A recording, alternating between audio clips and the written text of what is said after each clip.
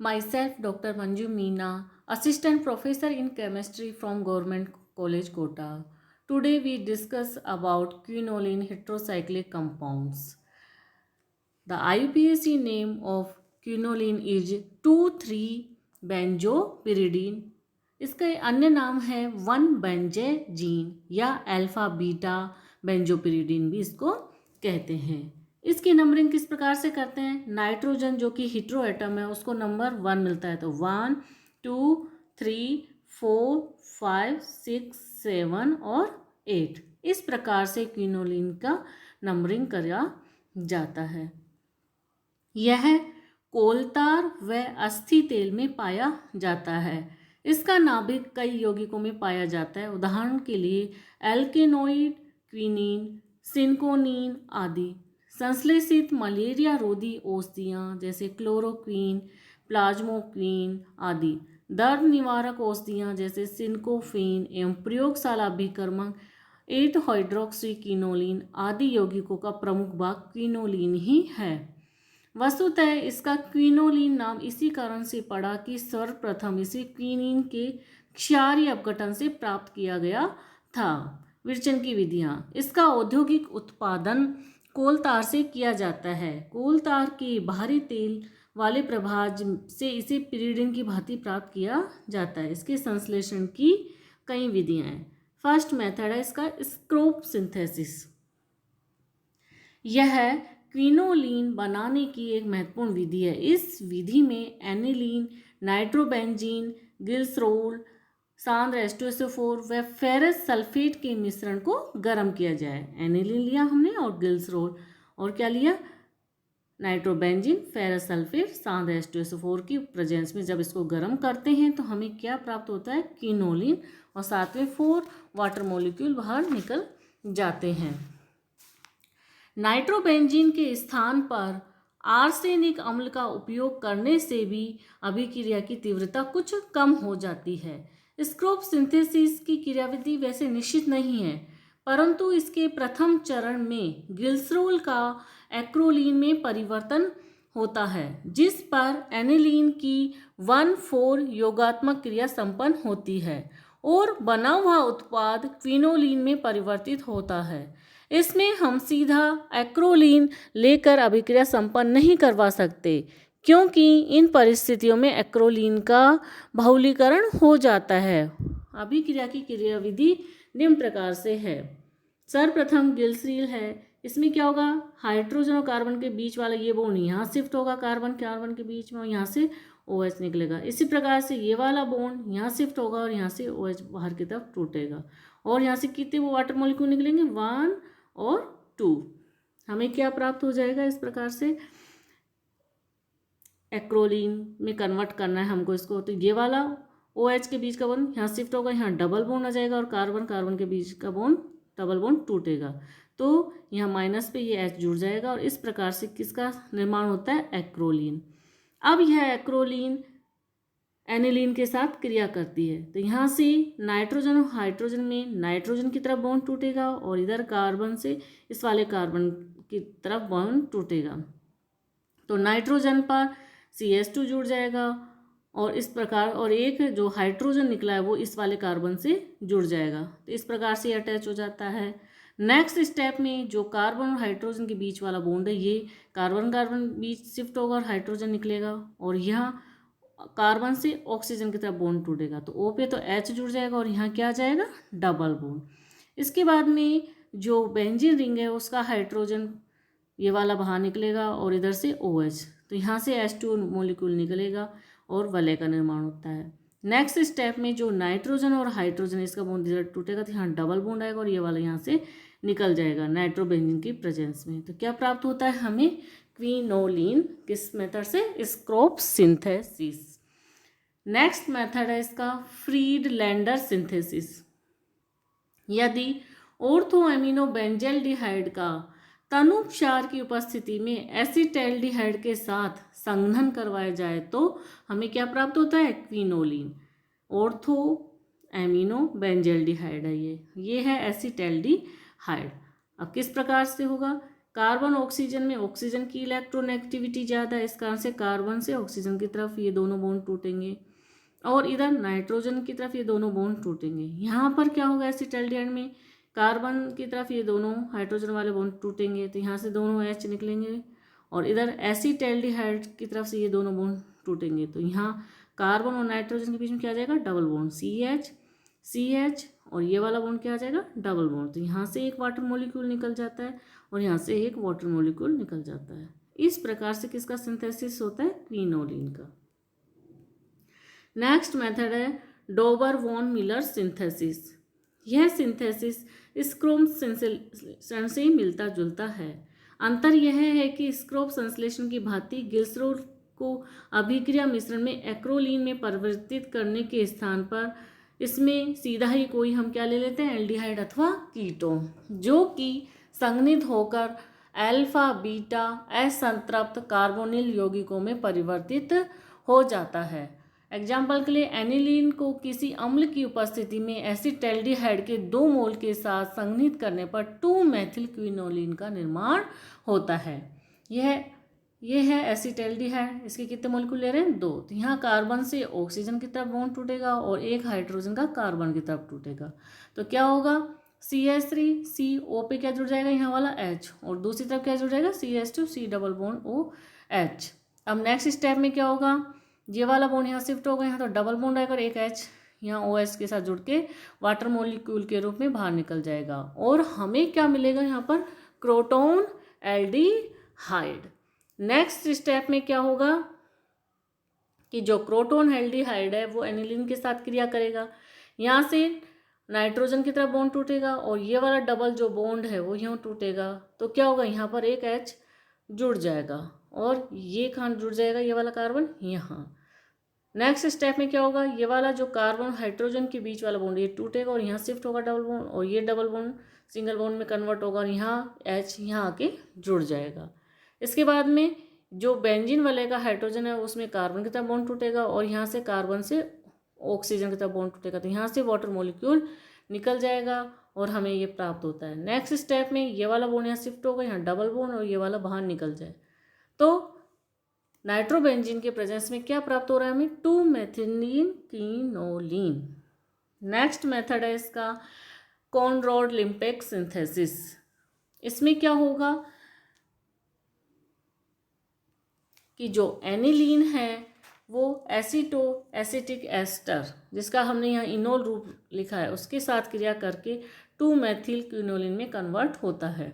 Aniline में ये वाला बॉन्ड इधर की तरफ टूटेगा और ये वाला हाइड्रोजन का नाइट्रोजन की तरफ टूटेगा और इधर एसिटिक एस्टर में कार्बन से ये ऑक्सीजन की तरफ ये बॉन्ड टूटेगा और इधर से OH की तरफ बॉन्ड टूटेगा तो यहाँ से तो क्या निकल जाएगा H2 और यहाँ से क्या निकल जाएगा C2H5OH तो यहाँ C double bond O C double bond CH3 और इधर से NH के साथ बंध बना लेता है। नेक्स्ट स्टेप में क्या होगा, जो 2-मेथिल 4-कीनोलोन बन रहा है उसमें ये नाइट्रोजन से नाइट्रोजन की तरफ जो बॉन्ड टूटेगा वो यहाँ डबल बॉन्ड बनाएगा, ये वाला बॉन्ड यहाँ शिफ्ट होगा, ये वाला OH में कन्वर्ट हो जाएगा तो क्या मिला हमें 4-हाइड्रोक्सी 2-मेथिल क्विनोलिन। अब यदि हम इसको जस्ट जिंक यशद्रज के साथ गर्म करें तो हमें क्या प्राप्त होगा, 2-मेथिल क्विनोलिन और साथ में जिंक ऑक्साइड बाहर निकल जाता है। नेक्स्ट मेथड है इसका नॉर क्विनोलिन सिंथेसिस। इसमें क्या होगा, जो एनिलीन है वो क्रिया करेगी और यहाँ पर नाइट्रोजन की तरफ बॉन्ड टूटेगा सेम उसी प्रकार से तो यहाँ से H2O निकल जाएगा और यहाँ से C2H5OH निकल जाएगा। ये कितनी डिग्री सेंटीग्रेड पर अभी क्रिया हो रही है, 110 डिग्री सेंटीग्रेड पर। तो हमें क्या प्राप्त होगा, 4-मेथिल 2-कीनोलोन। नेक्स्ट मेथड स्टेप में क्या होगा, ये वाला बॉन्ड यहाँ शिफ्ट होगा तो यहाँ डबल बॉन्ड और यहाँ OH हो जाएगा तो हमें क्या प्राप्त हो रहा है, 2-हाइड्रोक्सी 4-मेथिल क्विनोलिन। फिर उसको यदि हम यशद्रज और जिंक की प्रेजेंस में क्रिया करवाएं तो क्या प्राप्त होता है हमें, 4-मेथिल क्विनोलिन और जिंक ऑक्साइड बाहर निकल जाता है। तो इस प्रकार से हम नॉर क्विनोलिन सिंथेसिस करवा के 4-मेथिल क्विनोलिन प्राप्त करते हैं। नेक्स्ट मेथड है ऑर्थोनाइट्रोबेंजल्डिहाइड की यदि हम एसीटोन से क्रिया करवाएं तो 2-मेथिल क्विनोलिन प्राप्त होती है। ये है ऑर्थो नाइट्रोबेंजल्डिहाइड। इसमें कार्बन से ऑक्सीजन की तरफ ये दोनों बॉन्ड टूटेंगे और इधर एसीटोन में ये दोनों हाइड्रोजन बाहर निकलेंगे और यहाँ से क्या निकल जाएगा H2O। अब ये यहाँ डबल बॉन्ड बना के यहाँ जुड़ जाएगा C डबल बॉन्ड CS से। नेक्स्ट स्टेप में क्या होगा, यहाँ SnCl की प्रेजेंस में क्रिया हो रही है तो ये इनका भी NH2 में कन्वर्ट हो जाएंगे तो यहाँ HH और यहाँ से क्या निकल जाएगा H2O और हमें क्या प्राप्त होगा 2-मेथिल क्विनोलिन। नेक्स्ट मेथड है इसका क्लास अभिक्रिया।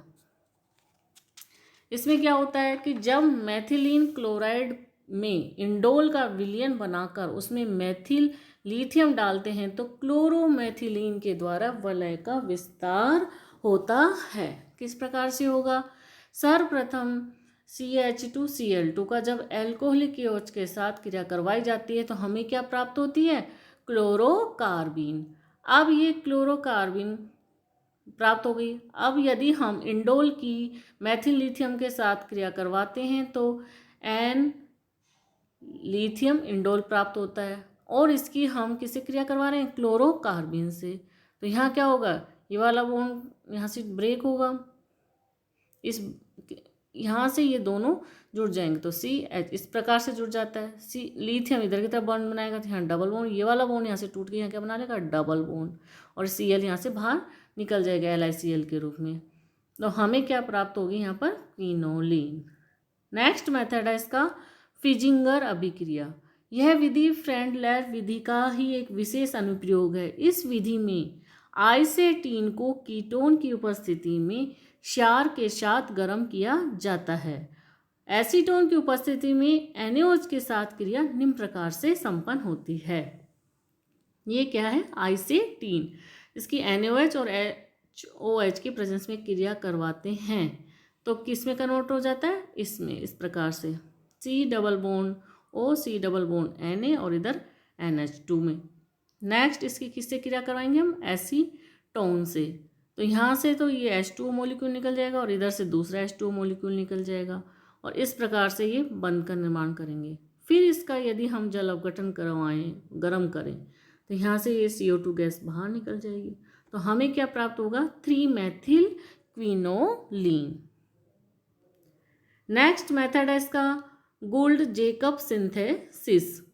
इस विधि में किसी एरोमेटिक एमीन को एथोक्सी मेथिलीन मैलोनिक एस्टर के साथ संघनित करवा के उसको 250 डिग्री सेंटीग्रेड तक गर्म करके चक्रीकरण करवाया जाता है। सर्वप्रथम क्या लेंगे, 3-क्लोरोक्विनोलिन, यहाँ 1, 2 और 3, इसलिए 3-क्लोरोक्विनोलिन, 3-क्लोरोएनिलीन सॉरी। अब इसकी किससे क्रिया करवाएं हम, एथोक्सी मेथिलीन मैलोनिक एस्टर से। तो यहाँ नाइट्रोजन की तरफ बॉन्ड टूटेगा और ये बेंजीन के कार्बन की तरफ ये वाला बॉन्ड टूट जाएगा तो यहाँ से क्या निकल जाएगा, C2H5OH और यहाँ से भी क्या निकल जाएगा, C2H5OH। तो 2 इथाइल एल्कोहल के मॉलिक्यूल निकल जाते हैं और क्या बनता है, इस प्रकार से वलय का निर्माण हो जाता है। तो यहाँ C डबल बॉन्ड हो, ये पार्ट जुड़ जाएगा, इधर NH से CH। नेक्स्ट स्टेप में ये वाला बॉन्ड यहाँ शिफ्ट होगा, यहाँ डबल बॉन्ड, ये वाला बॉन्ड यहाँ डबल बॉन्ड और यहाँ पर तो यहाँ OH आ जाएगा। तो क्या प्राप्त होगा हमें, 7-क्लोरो-4-हाइड्रोक्सी-क्विनोलिन। इस प्रकार से हम गोल्ड जेकब के द्वारा हम 7-क्लोरो-4-हाइड्रोक्सी-क्विनोलिन का निर्माण करते हैं। भौतिक गुण, यह एक रंगहीन द्रव होता है। इसका बॉइलिंग पॉइंट 238 डिग्री सेंटीग्रेड होता है। यह जल में अल्प विलयशील है किंतु अल्कोहल व ईथर में विलयशील है। इसकी अरुचिकर गंध होती है और यह भाप में वाष्पशील होता है। इसमें एक बेंजीन वलय के साथ एक पिरिडीन वलय भी संयुक्त होती है, अतः इसके रासायनिक गुण किसके समान होंगे, पिरिडीन के समान होते हैं। संरचना एवं एरोमेटिकता, स्ट्रक्चर एंड एरोमेटिसिटी। क्विनोलिन का अणु सूत्र होता है C9H7N। यह एल्किल हैलाइड के साथ चतुष्क लवण का निर्माण करता है जो क्विनोलिन में तृतीयक नाइट्रोजन परमाणु की उपस्थिति को सिद्ध करता है। क्विनोलिन बेंजीन के समान नाइट्रीकरण सल्फोनीकरण अभिक्रिया देता है। अतः इसमें कम से कम एक बेंजीन वलय होनी चाहिए। KMnO4 के साथ ऑक्सीकरण करवाने पर कीनोलिक अम्ल प्राप्त होता है जो एक पिरिडिन वलय की उपस्थिति प्रदर्शित करता है। ऑक्सीकरण में नेफ्थलीन के साथ समानता प्रदर्शित करता है। तो नेफ्थलीन के साथ समानता प्रदर्शित करने पर यह कहा जा सकता है कि क्विनोलिन अणु में एक बेंजीन वलय व एक पिरिडिन के संयुग्मन से बना है। अतः क्विनोलिन को हम निम्न सूत्र से प्रदर्शित करते हैं।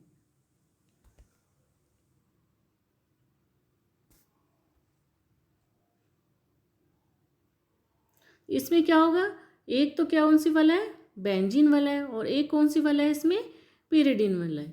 क्विनोलिन की दोनों वलयों में एक एरोमेटिक षटक पूर्ण है। दोनों वलय समतलीय हैं। दोनों वलय का प्रत्येक परमाणु में sp2 संकरण होता है। क्विनोलिन में एक 10 पाई इलेक्ट्रॉन का निकाय है, 2 2 4 6 8 और यहाँ के और 10। तो इस प्रकार से 10 पाई इलेक्ट्रॉन का निकाय है जो कि हक्कल नियम 4n+2 पाई इलेक्ट्रॉन का नियम का पालन करता है। एरोमेटिक प्रकृति होने के कारण यह इलेक्ट्रॉन्स नहीं प्रतिस्थापन अभिक्रिया देता है। नाइट्रोजन परमाणु के -I प्रभाव के कारण क्विनोलिन की पिरिडिन वलय क्या हो जाती है, इलेक्ट्रॉन न्यून। फलस्वरूप क्विनोलिन में नाभिक स्नेही प्रतिस्थापन अभिक्रिया देता है। यह क्षार है क्योंकि युग्म वलय में नहीं जाता। नाइट्रोजन परमाणु के विद्युत ऋणी होने के कारण वलय पर इलेक्ट्रॉन की कमी होती है। अतः इलेक्ट्रॉन स्नेही प्रतिस्थापन क्रिया पिरिडिन वलय पर न होकर कहाँ होगी, बेंजीन वलय पर होती है।